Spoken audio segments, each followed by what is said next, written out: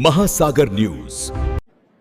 आज ज्या ठिकाणी उभी राहून मी भाषण करते याच ठिकाणी आदरणीय दादांनी अनेक वेळा छत्रपती शिवाजी महाराजांना वंदन केलेलं आपण सगळ्यांनी पाहिलेलं आहे। स्वराज्याचा संदेश जनतेपर्यंत पोहोचवलेला आहे।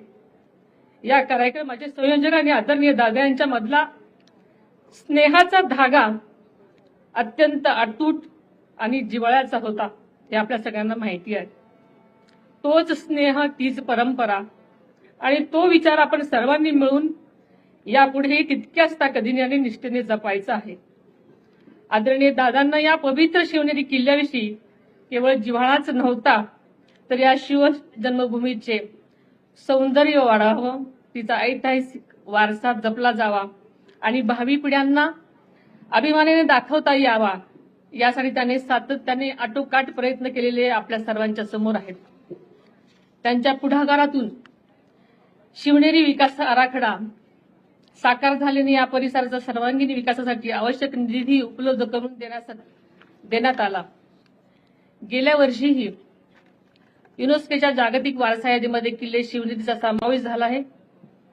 ही आपल्यासाठी सर्वांसाठीच अभिमानाची गोष्ट आहे। यापूर्वीच शिव जन्मभूमी शिवनेरीसह राज्यातील गडकोटांच्या जतन संवर्धनासाठी त्याचा निधीचीही तरतूद केलेली आहे।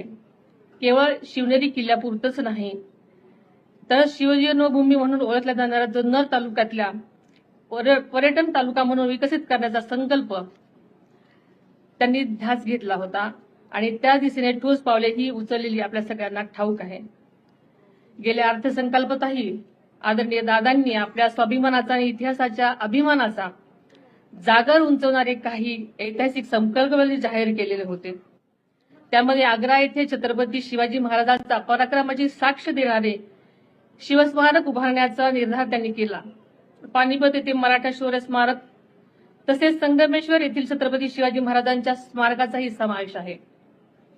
त्याचबरोबर किल्ले रायगड विकास आराखडा व स्वराज्य रक्षक छत्रपती संभाजी महाराजांचे बलिदान स्थळ तुळापूर आणि समाधी स्थळ ओढूबुद्रुक येथे स्मारकाचे काम अत्यंत वेगाने सुद्धा सुरू झालेलं आहे। या सर्व कामावर आदरणीय दादांची जातीने लक्ष देत असत आणि ही सर्व कामं प्रगतीपथावर आहेत आणि या प्रत्येक स्मारकातून भावी पिढ्यांना प्रेरणा, स्वाभिमान आणि राष्ट्रनिष्ठेचा संदेश मिळत राहणार आहे। आज या संकल्पाची पूर्ती करण्याची जबाबदारी आपण सर्वांनी स्वीकारायची आहे।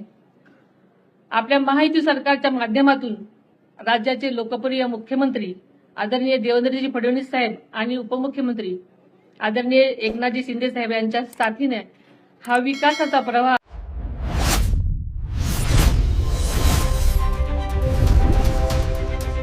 महासागर न्यूज।